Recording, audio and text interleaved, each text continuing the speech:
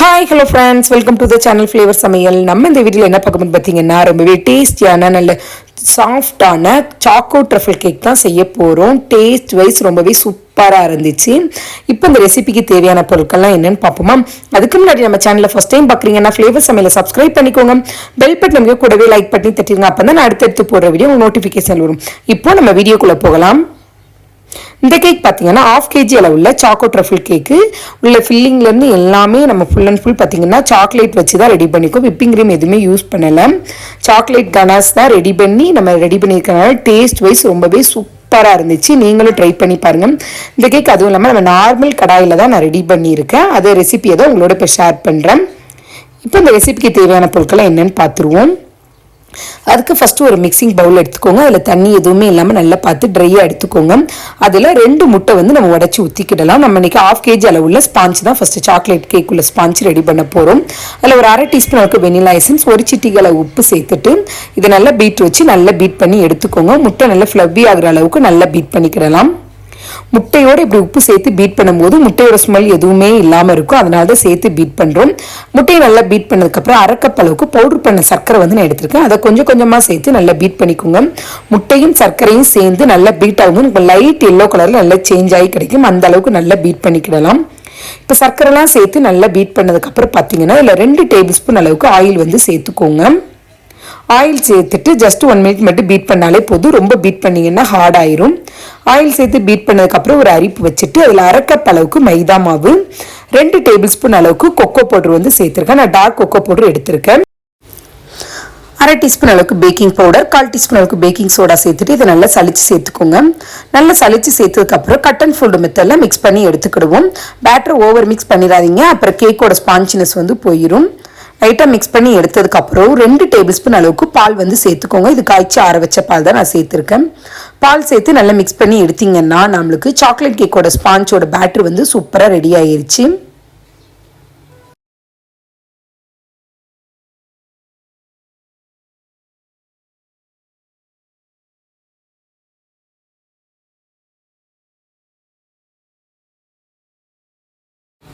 இப்போ பார்த்தீங்கன்னா நான் 6 இன்ச் டின் எடுத்திருக்கேன். அதில் பட்டர் ஷீட் போட்டு ஆயில் கிரீஸ் பண்ணி வச்சிருக்கேன். நம்ம ரெடி பண்ணி வச்சிருக்க பேட்டரை இதில் ஊற்றிக்கிடுவோம். இந்த அளவுக்கு பார்த்தீங்கன்னா நம்மளுக்கு ரிப்பன் கன்சிஸ்டன்சியில் இருந்துச்சுன்னா கேக்கோட பேட்டர் கரெக்டாக இருக்குன்னு அர்த்தம். பேட்டர் ஊற்றினதுக்கப்புறம் 2 டைம் நல்லா டேப் பண்ணி எடுத்துக்கிடுவோம். எந்த ஒரு ஏர் பபிள்ஸும் இல்லாத அளவுக்கு நல்லா டேப் பண்ணி எடுத்துட்டு நான் நார்மல் கடாயில் ஒரு ஸ்டாண்ட் போட்டு மூடி வச்சு ஒரு 10 நிமிஷம் ப்ரீஹீட் பண்ணிவிட்டு அதுக்கப்புறம் நான் ரெடி பண்ணி வச்ச பேட்டரை உள்ளே வச்சு 20லேருந்து 25 நிமிஷம் பேக் பண்ணி எடுத்துக்கிறேன். லோ ஃப்ளேம்லேயே பேக் பண்ணி எடுத்துக்கோங்க. இப்போ ஒரு 25 நிமிஷம் போல் ஆயிடுச்சு. இப்போ ஓப்பன் பண்ணி பார்க்கலாம். கேக்கோட ஸ்பான்ச்சினஸ் உங்களுக்கு பார்க்கும் போதே தெரியும் எந்த அளவுக்கு நல்லா சாஃப்டாக கிடச்சிருக்கு அப்படின்னு. இப்போ இதை ஒரு டூத் பீக் வச்சு குத்தி பார்த்தீங்கன்னா நமக்கு உள்ளேருந்து எல்லாமே நல்லா வெந்து கிடச்சிருக்கு. அதில் எதுவுமே ஒட்டாமல் வந்திருக்கு பார்த்தீங்களா? இப்போ இதை வெளியில் எடுத்து வச்சு நல்லா ஆற வச்சதுக்கப்புறம் நமக்கு 3 லேயராக நம்ம கட் பண்ணி எடுத்துக்கிடுவோம். இது நல்லா ஆறிட்டு இருக்க டைமில் பார்த்தீங்கன்னா இந்த சாக்லேட் கனாஸ் ரெடி பண்ணி எடுத்துக்கிடலாம்.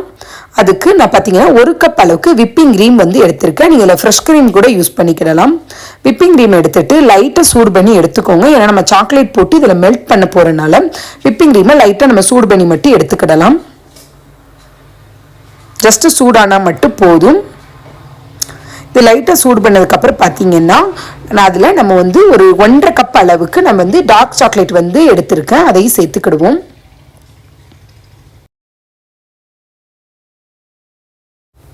டார்க் சாக்லேட் சேர்த்து நல்லா மிக்ஸ் பண்ணிங்கன்னா நமக்கு விப்பிங் க்ரீம் சூடு பண்ணிக்கணும். அந்த ஹீட்லேயே பார்த்தீங்கன்னா சாக்லேட்டு நமக்கு நல்லா மெல்ட் ஆகி கிடச்சிரும்.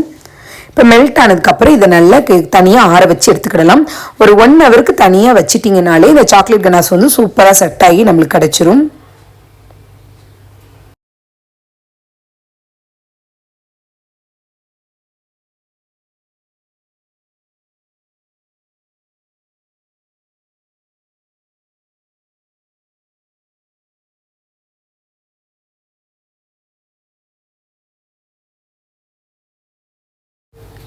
இப்போ பார்த்தீங்கன்னா கேக்கோட ஸ்பாஞ்சையும் 3 லேயராக நம்ம கட் பண்ணி எடுத்துக்கிடுவோம்.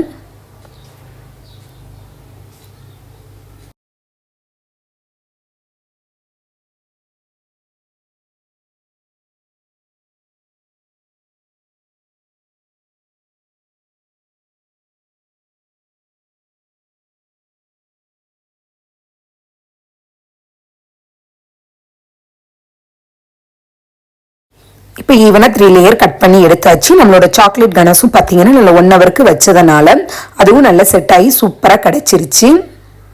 இப்போ நம்ம கேக் அசம்பிள் பண்ணிக்கிடலாம்.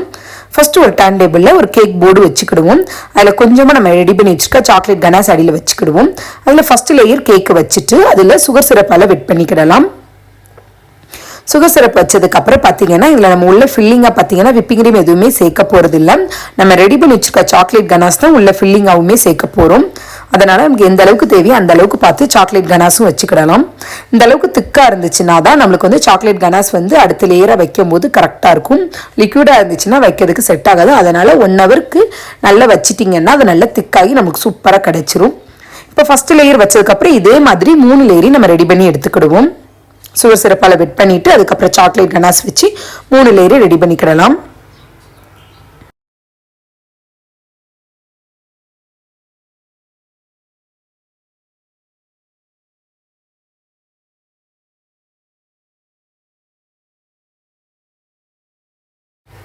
இப்போ பார்த்தீங்கன்னா 3 லேயரை ரெடி பண்ணி நம்ம வந்து சாக்லேட் கனாஸால் க்ரம் கோட் கொடுத்து ஒரு 1/2 hour ஃப்ரிட்ஜில் வச்சு எடுத்தாச்சு. இந்த அளவுக்கு செட் ஆகிடுச்சு.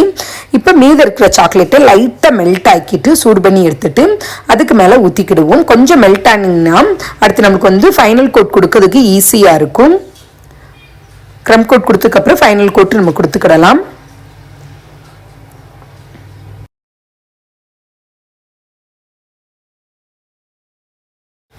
இப்போ பார்த்தீங்கன்னா கேக்கோட ஃபைனல் கோட் கொடுத்தாச்சு. நம்ம ரெடி பண்ணி வச்சுக்க சாக்லேட் கனாஸை பைப்பிங் பேக்கில் போட்டு நான் சின்ன நாசில் வந்து எடுத்துருக்கேன். அதை குட்டி குட்டி ட்ராப்பாக வச்சு நம்ம எடுத்துக்கிடுவோம்.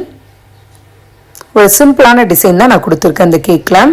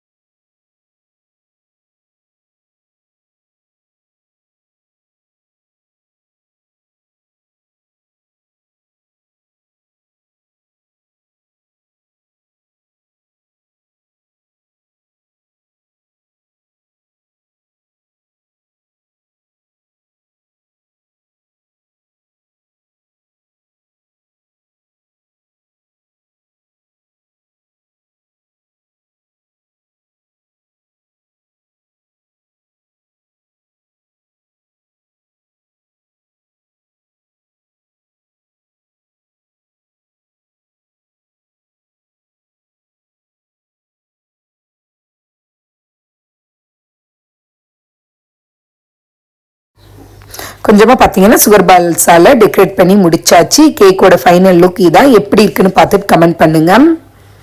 இந்த கேக் பார்த்தீங்கன்னா ரொம்பவே டேஸ்ட் வைஸ் ரொம்பவே சூப்பராக இருந்துச்சு. நாங்கள் தான் எங்களுக்காண்டி வீட்டில் செஞ்சு சாப்பிட்டோம்.